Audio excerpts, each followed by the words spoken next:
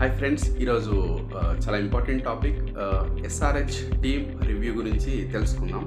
So అందులో last ఒక 2 years back ఏమైందంటే, మన 2-3 years back SRH team like bowling team, complete bowling depending. ఎట్లా అంటే ఒక 140-150 రన్స్ చేస్తే ఎస్ఆర్హెచ్ టీమ్ డెఫినెట్లీ డిఫెండ్ చేసుకోగలదు. అలాంటి టీం అంటే బౌలింగ్ టీమ్ బౌలర్స్ స్ట్రాంగ్ ఉండే. సో ఇప్పుడు ఏమైందనంటే లాస్ట్ 2 years నుండి సో బ్యాటింగ్లో బలంగా ఉందన్నట్టు ఎస్ఆర్హెచ్ టీం. ఇప్పుడు ఆల్మోస్ట్ ప్రజెంట్ ఉన్న 10 IPL టీమ్స్లో ఎక్కువ బ్యాటింగ్ టీం ఏదనంటే ఎస్ఆర్హెచ్ టీం.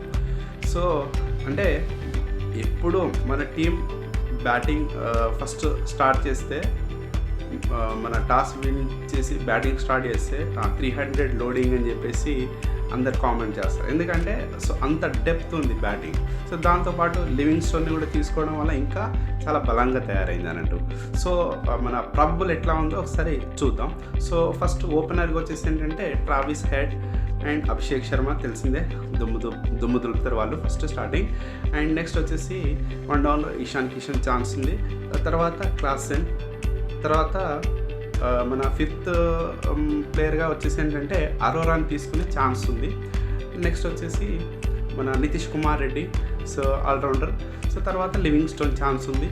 సో తర్వాత హర్ష దుబే బౌలర్గా, అండ్ కమిన్స్ కెప్టెన్ మనకు తెలిసిందే.